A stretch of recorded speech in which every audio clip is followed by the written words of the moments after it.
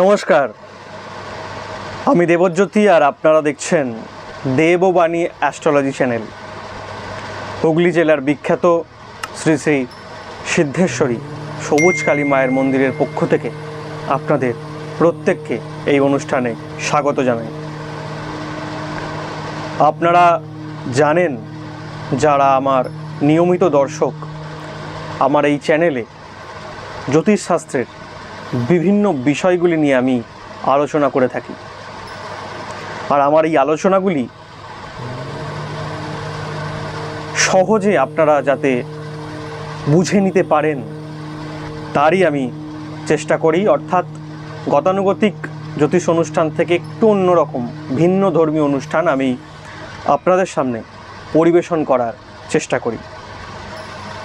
তেমনি আপনারা জানেন, আমি আরেকটি সিরিজ শুরু করেছি। আমি দশাফল নিয়ে আলোচনা করছি।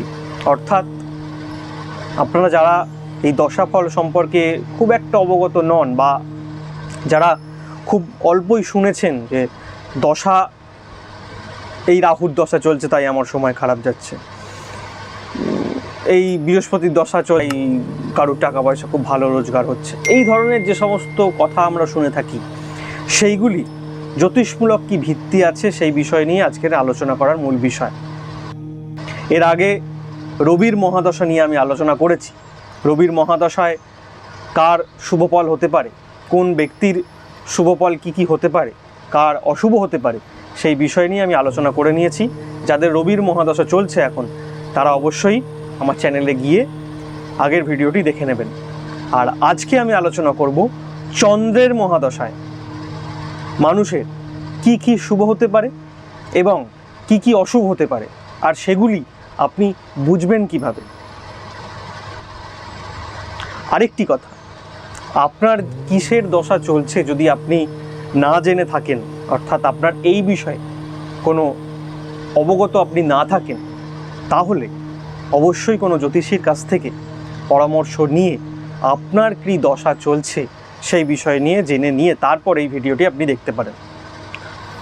তো চলুন কথা না বাড়িয়ে আজকের সরাসরি চন্দ্রের মহাদশায় আপনার কি শুভফল হতে পারে সেই বিষয় নিয়েই আলোচনা করি। চলুন।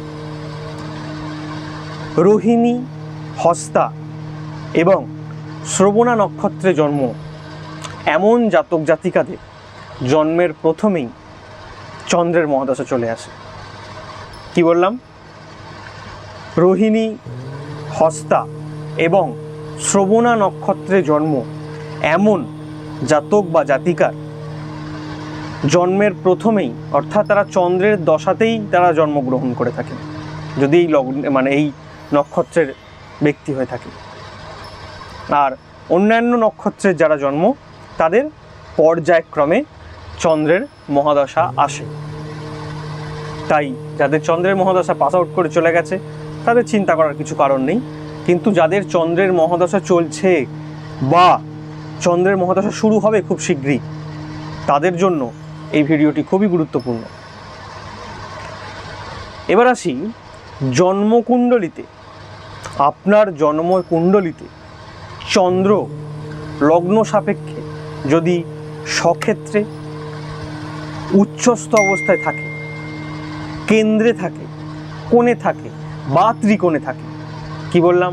চন্দ্র স্বক্ষেত্রস্থ, উচ্চস্থ, কেন্দ্র, কোণে এবং ত্রিকোণে যদি চন্দ্রের অবস্থান হয়, তাহলে এরূপ জাতক বা জাতিকার, অনেকে আমার কাছে প্রশ্ন করে, দাদা আমার বাড়ি হবে কবে, বা আমি বাড়ি করতে পারবো কবে? তো এইরূপ জাতক জাতিকাদের এই চন্দ্রের মহাদশায় বাড়ি হওয়ার সম্ভাবনা রয়েছে, অর্থাৎ গৃহ নির্মাণের সম্ভাবনা রয়েছে। চন্দ্রের মহাদশায় যদি চন্দ্র তার উচ্চস্থ থাকে, স্বক্ষেত্রস্থ থাকে, ত্রিকোণে থাকে, কেন্দ্রে থাকে বা কোণে থাকে, এই সময় সে বাড়ি করতে পারে নিজস্ব, বা বাড়ি কিনতে পারে। এগুলো কিন্তু হয়। সুনাম বৃদ্ধি হয় সমাজে, সেই সমস্ত জাতক জাতিকার সুনাম বৃদ্ধি হবে এই চন্দ্রের মহাদশায়। শৌখিনতা লাভ করবে, অর্থাৎ শৌখিন হয়ে পড়বে মানুষ এই দশায়। শখ পূরণ হবে। এতদিন ধরে যে শখ আপনি করে এসেছিলেন সেই শখগুলো এই চন্দ্রের মহাদশায় আপনার পূরণ হতে পারে, যদি আপনার জন্মছকে চন্দ্রের এই শুভ অবস্থান থেকে থাকে। আর যদি চন্দ্র নবমপতি, দশমপতি এবং চতুর্থপতির সঙ্গে যুক্ত হয়ে অবস্থান করে বা বৃষ রাশিতে অবস্থান করে চন্দ্র, তাহলে এই সময় অনেক জাতক জাতিকা আছে যাদের গাড়ির প্রতি প্রচুর শখ, গাড়ি কেনার ক্ষেত্রে প্রচুর বাধার সৃষ্টি হচ্ছে। যদি আপনার জন্মছকে নবমপতি, দশমপতি এবং চতুর্থপতি যুক্ত হয়ে চন্দ্র অবস্থান করে, তাহলে এই চন্দ্রের মহাদশায়, আপনার চন্দ্রের মহাদশায় আপনার নতুন গাড়ি কিনতে পারবেন, আপনি যানবাহনাদি ক্রয় হবে। এবং এই চন্দ্রের মহাদশা চলে পুরো সমগ্র 10 বছর। এই 10 বছরই আপনার অত্যন্ত শুভ হবে। একটার পর একটা গাড়ি আপনি পাল্টাতে পারেন, এই সময় শখ পূরণ হতে পারে, প্রচুর অর্থ লাভ হতে পারে, ধন সম্পত্তি আপনি ক্রয় করতে পারেন, সম্পত্তি কিনতে পারেন এই চন্দ্রের মহাদশায়। প্রচুর অ্যাট এ টাইম একটা সময় অনেক অর্থ আপনি রোজগার করতে পারেন এই চন্দ্রের মহাদশা, যদি আপনার চন্দ্র এই শুভ ফলগুলো পেয়ে থাকেন। এই প্রশ্ন অনেকেই আমার কাছে করে থাকেন। আরেকটি প্রশ্ন অনেকেই করেন যে স্যার আমাদের সন্তান লাভ হচ্ছে না, বা পুত্র সন্তান বা সন্তান লাভ হচ্ছে না, কোন সময় হতে পারে? তো আপনার জন্মছকে যদি এই চন্দ্রের শুভ পজিশনগুলো থাকে, তাহলে এই সময় আপনার সন্তান লাভ হতে পারে। এইবার আসবো এই চন্দ্রের মহাদশায় কি কি অশুভ হতে পারে। যদি চন্দ্র আপনার জন্মছকে নিচস্থ হয়, ক্ষীণ হয়, দুস্থানগত হয়, অর্থাৎ ষষ্ঠ স্থানে, অষ্টম স্থানে বা দ্বাদশ স্থানে চন্দ্রের অবস্থান ঘটে, তাহলে এইরূপ জাতক জাতিকাদের মান সম্মান হানি, অর্থনাশ, অর্থ চুরি, অর্থ ক্ষতি হয়ে যাওয়া, ভুল জায়গায় ইনভেস্ট করে ফেলা, জলের মতো অর্থ বেরিয়ে যাওয়া, এগুলো কিন্তু নির্দেশ করে এই চন্দ্রের মহাদশায়। আপনার যদি চন্দ্র এই অশুভ পজিশনে থাকে আপনার জন্মক্ষেত্রে লগ্ন সাপেক্ষে, তাহলে অর্থনাশ হবে, আপনার সম্পত্তি বিক্রি করতে আপনি বাধ্য হবেন, এবং যেটা বলা হয় রাজা থেকে ভিখারি পর্যন্ত হয়ে যেতে পারে এই চন্দ্রের মহাদশা, যদি এই অশুভ চন্দ্র আপনার জন্মছকে থাকে। এবং মাতৃস্নেহ থেকে বঞ্চিত হওয়ার সম্ভাবনাও রয়েছে, মাতৃবিয়োগ পর্যন্ত হতে পারে এই চন্দ্রের মহাদশায়। যাবতীয় এই ধরনের অশুভ, সামাজিকভাবে আপনি এক ঘরে হয়ে পড়ে উঠতে পারেন আপনি এই চন্দ্রের মহাদশায়। তাই নিজস্ব জন্মছক অবশ্যই কি দশা চলছে, কি ফলাফল রয়েছে এবং জন্মছকে কি কি রয়েছে সম্ভাবনা, সেগুলি দেখানোর জন্য অবশ্যই কোনো জ্যোতিষীর, প্রাজ্ঞ জ্যোতিষীর শরণাপন্ন হওয়া উচিত।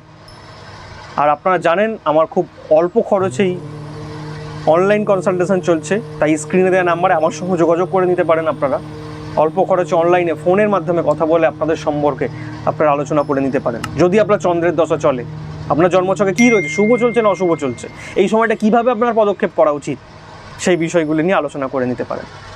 আর এই যে অশুভত্ব জিনিসগুলো আমি বললাম, এই অশুভ জিনিসগুলোর সঙ্গে যদি কোনো একটি শুভ গ্রহের কানেকশান বা দৃষ্টি অবস্থান করে, তাহলে কিন্তু এই যে অশুভগুলো বললাম তার থেকে হয়তো কিছুটা প্রশমিত হওয়ার সম্ভাবনা থাকে।